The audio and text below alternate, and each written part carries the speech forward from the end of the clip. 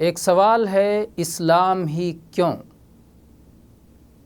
اس کے بہت سارے جوابات ہیں۔ آج ہم ایک نقطہ آپ کے سامنے رکھیں گے کہ اسلام ہی وہ دین ہے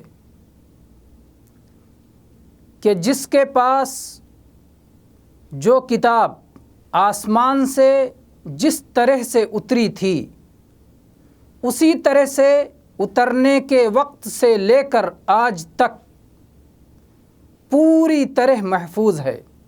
چنانچہ مسلمانوں کی کتاب جو اللہ تعالیٰ کی طرف سے آئی ہے، جسے جبریل علیہ السلام لے کر محمد الرسول اللہ صلی اللہ علیہ وسلم پر نازل ہوئے، قرآن مجید جب سے نازل ہوئی تب سے یہ کتاب آج تک پوری طرح محفوظ ہے، سینوں میں محفوظ ہے، سفینوں میں محفوظ ہے، کتابوں میں محفوظ ہے، ہر جگہ محفوظ ہے۔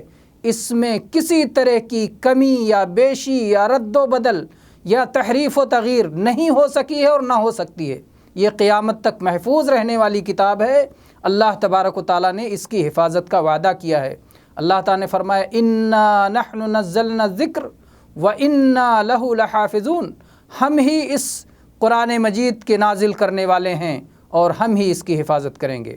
بقیہ مذاہب کو آپ دیکھ لیں، ان کی کتابیں اور ان کے سمجھنے والے اور ان کتابوں کی اصل زبان کو جاننے والے، اور وہ کتابیں کہاں ہیں اور اس میں کتنی محفوظ ہے اور کس کو یاد ہے اور کہاں لکھی ہوئی ہے، کوئی پتہ نہیں۔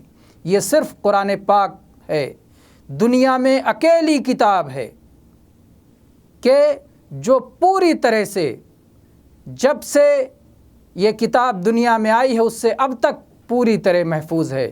تو اسی لیے اسلام ہی وہ دین ہے جسے اختیار کر کے اپنی زندگی گزارنی چاہیے، اسی پر جینا چاہیے، اور اسی پر جو مرے گا وہی جنت کا حقدار ہوگا۔ والحمدللہ رب العالمین۔